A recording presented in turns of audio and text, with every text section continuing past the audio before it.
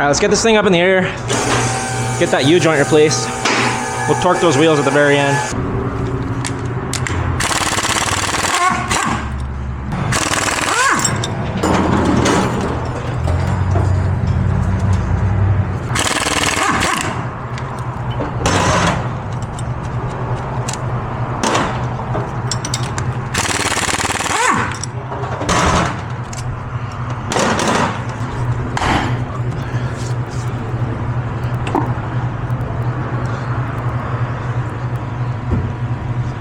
So this U-joint is absolutely smoked in this thing. You can see the cap's broken on this one right here. And I just realized I got my whole bench taken up over there because I'm doing a head gasket job, so I got a whole bench worth of stuff laid out on it where my vise is. That's fine. We'll go ahead and just use this cart to support one side of the driveline.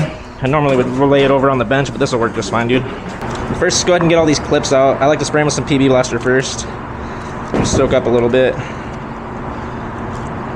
And then I actually like my Snap-on electrical crimper and stripper tool for these. This little tiny section here at the end works perfect for these little clips. If you squeeze them and then twist them, rather than like trying to squeeze it and pull it out, squeeze it and then twist it, that'll a lot of times will break them free. It's not going to now that I'm saying that though. Other thing you can do too is grab a socket that's about the same size and give it a little tap. That'll help knock the snap ring down so it's not pinched in there so tight. And usually they'll pop right out. There we go.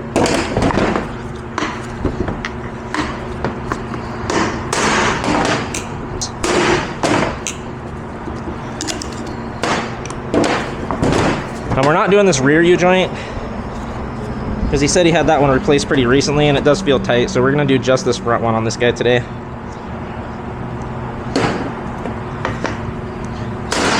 In my opinion, it'd be better to do both at the same time, but that's all right. The driveline takes 2 minutes to pull, so it's not like we're losing a ton of time if we have to do it again. All right, today I'm gonna be just using the old school vise and a hammer method for this U-joint.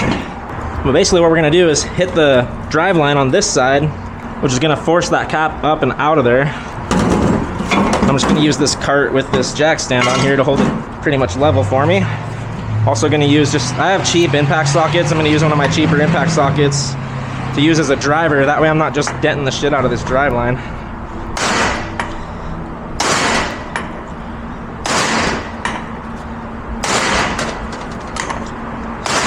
There we go. And you just roll it over to all four sides and do that, and you can knock them all out of there. Sometimes you can just pull them out with some channel locks, and sometimes you gotta drive them out from the inside if they're really stuck still after you get them driven most of the way out.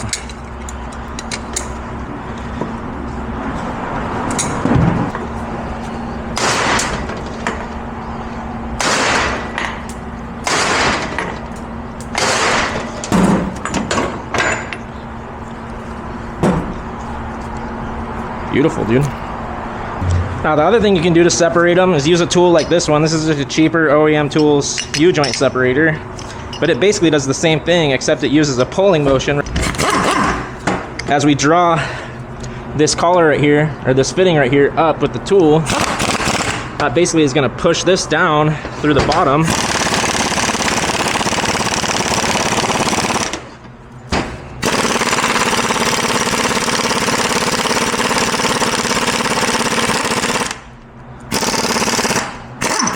But basically that's doing the same exact thing.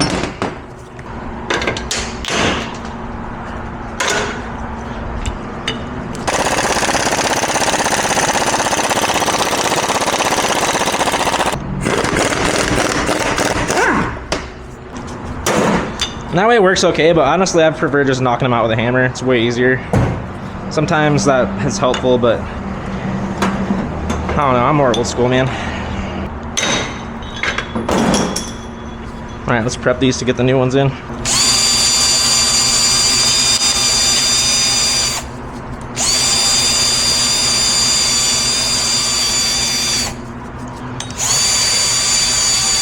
You want to double check and make sure you didn't get any nicks or burrs in your surface where the new U-joint's going to press into. I try to clean these snap rings out as well using this wire wheel pipe cleaner. That way the snap ring sits down nice and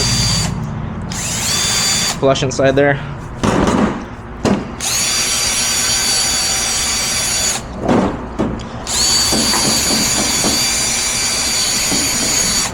And I actually need that old U-joint so I can see what size. We have 3 different options here, which is pretty common on U-joints.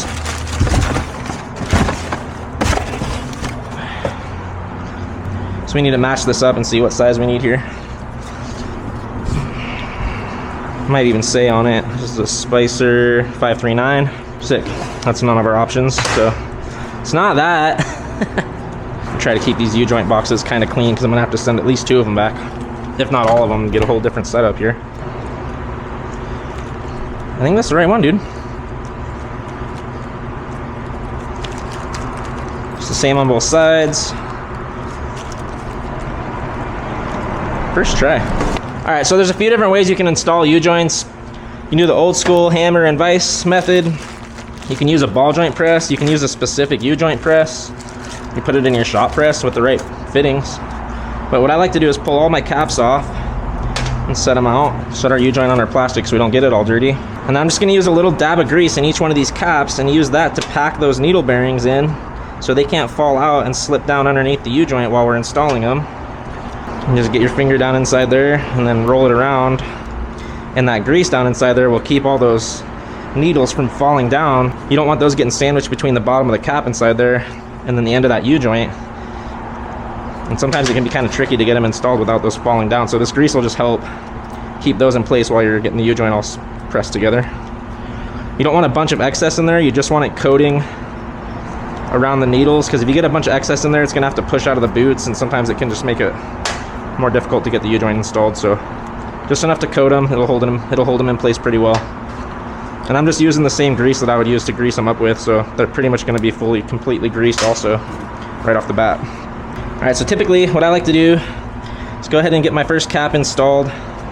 And you can install this one pretty far.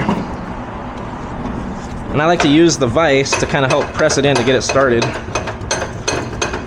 One thing you got to watch out for when you're using a vise to do this is you don't want to push it in crooked. It's hard to get completely straight on there because these ears are kind of pointed out a little bit.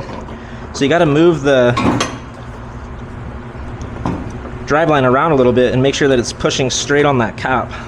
If you push it crooked, you could either break it or get it all bound up inside there. And if you put too much pressure on these ears, it can actually force them in a little bit and then make the U-joint fit way too tight. So you got to kind of reposition it. Once you get it started, another thing too is you always want the grease fitting facing towards the driveline. If you have it facing the other way, you most likely won't be able to grease your U-joint. So that grease fitting always goes towards the driveline. Once you get it started in there, you want to get your U-joint down, fully seated into that cap, and then a lot of times I like to just leave it resting right there on the vise, on the flat spot, and then just hammer on the other side to drive it in.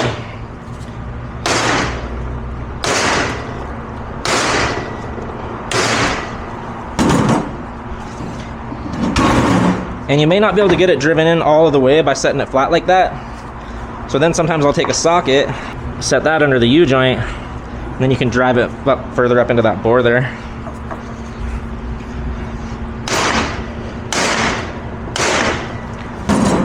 And I'm okay with even driving it in a little bit too far on the first side. That's gonna give me a little bit of extra U-joint sticking out on this side, so that way when I put my cap in, I can be fully in the cap, fully in the needle bearings on both sides. That way there's no chance that we accidentally push on those needle bearings and knock them down in there. So before you get your second side started, make sure you wipe off any dust or any dirt that's on that. We want it to be completely clean.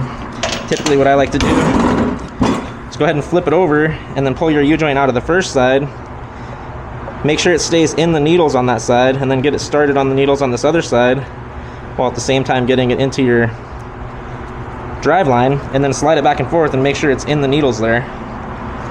Once you do that, you can go ahead and use the vise to get it pushed in a little bit.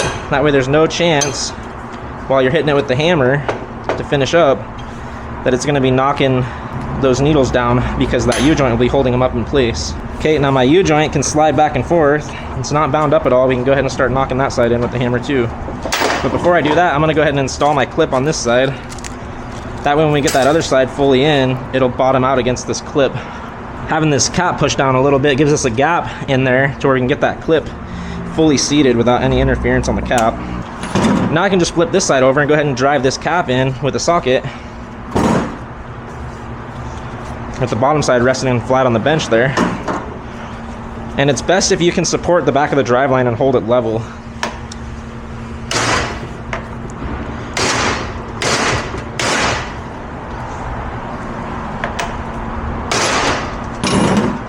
Okay, and drive her all the way down till it stops. Don't have to smash it in there extra hard, just you'll feel when it stops. It'll feel different on the last hit when it bottoms out. I have to go ahead and get my clips installed, and then I use the pliers to squeeze them into the groove and make sure they're fully seated into that groove. All right, right now our U-joint's a little bit tight. It still moves nice and free. It's very obvious that we didn't knock any of those needles down, otherwise it wouldn't even have been able to seat down all the way. But once we get the other side installed, I'll show you how you can loosen up this U-joint at the end to make sure that it doesn't get hot from the pressure of it being squeezed down a little too tight. But basically we're gonna do the same exact process on this side. I'm gonna go ahead and get the cap started into these ears here, get it driven in a little ways.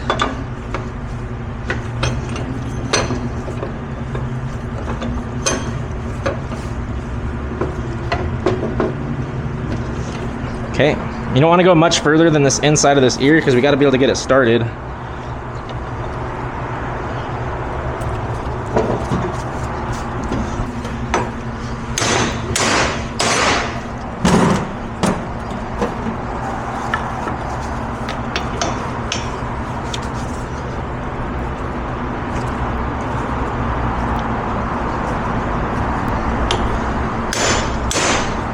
All right, so we'll go ahead and get this clip in on this side since we have some extra room over here.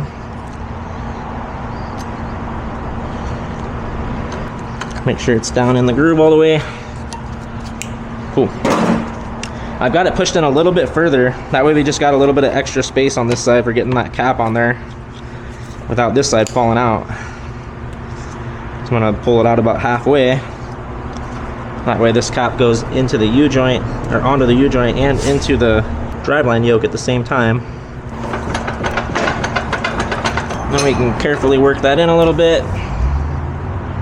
Make sure there's no way that it can pop out of those needle bearings.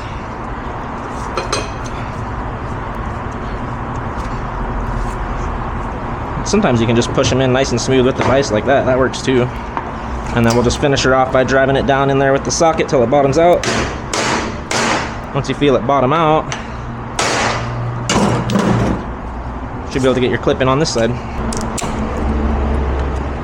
Lock it into the groove. All right, so check this out. This has a little bit of resistance. Like, this should just flop. But as you can see, the U-joint's just a little bit tight. All you got to do to fix that, and I do this every time I install a U-joint, is have two ears resting on the vise and enough space between for the bottom of the U-joint, or for the bottom of the driveline to sit between those two ears on the vise, and then just keep each side a tap with the hammer. Go all the way around to all four sides.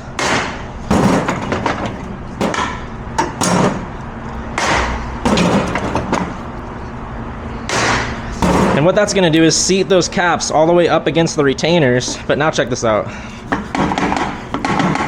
This thing's nice and loose now. We got no issues there. We've got good access to our grease fitting. We can go ahead and get this thing reinstalled, dude. Just want to wipe any dirt or any debris off of this slip yoke before we put it back up in there. Spline her in.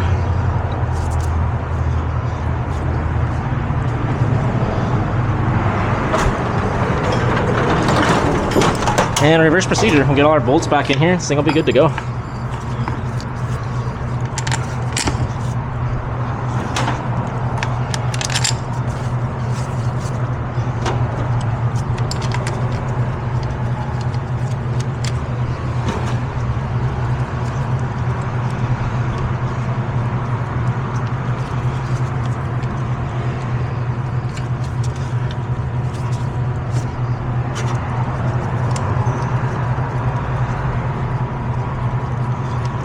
All right, and I like to just tighten these down in a crisscross pattern. So we'll do here and then jump across.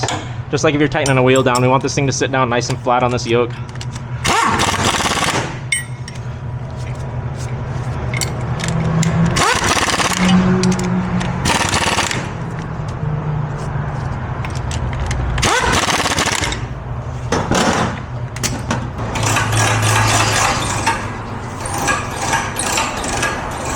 Get our mess cleaned up. I always make a big mess when I do U-joints. Not too bad on this one. I actually liked having the cart better than doing it on the bench, so probably gonna do it that way from now on, to be honest with you. That worked out pretty nice. I will say, if you have like really expensive impact sockets, maybe don't use them for smacking on stuff, but if you just have some like Craftsman, or these are KD tools, there's like a whole axle nut set that I've had for 20 years. They've taken some abuse, as you can see, but they hang in there.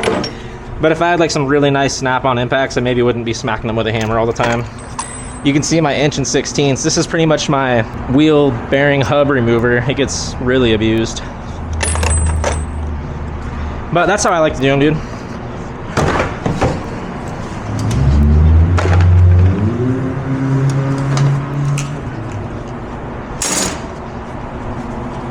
Once again, we'll get everything cleaned up before we move on. Make sure we're not missing or forgetting anything.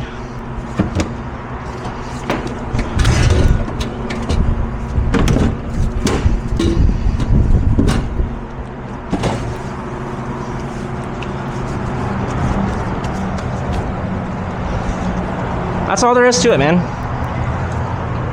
Driveline U-joint on a Pathfinder. Let's go ahead and let this thing down and torque the wheels and get it out of here. I don't know why that guy's parking right there. I always leave my lift arms putting a little bit of upward pressure on the rack to torque wheels, and I never put the lift arms out from under the car. I never get the lift arms out from under the car until I've torqued the wheels. That's just, I've done it that way ever since I started, and that just ensures that if I have to walk away for any reason, or maybe I finish this thing up tomorrow, I don't forget to torque wheels, because as soon as the car touches the ground, I leave it lifted up a little bit, for one, so we're not torquing up against the transmission when we're torquing them. But that way, if I have to walk away from this vehicle for any reason, or say I finish this thing up overnight, I put the wheels on the day before, I may come back to this thing the next day or an hour later and then see that the lift arms are still under there and be like, oh, I better double check the torque on all these wheels, because I might have forgotten that I torqued them. And we work on like 10 cars a day. Sometimes stuff just starts running together in your mind. So you got to create some processes that'll allow you to do things the same every single time so you don't forget stuff. Hello? In the wrong spot.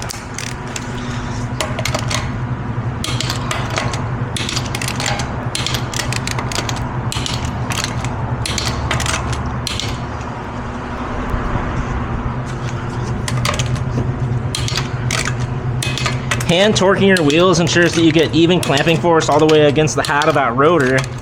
That's another thing that can cause brake pulsations. If you don't have the wheel perfectly tightened down, it's creating more tension in certain spots on the head of that rotor, which eventually will build a wobble into your brakes also. And it's just the right way to do it. So torque your wheels, fools.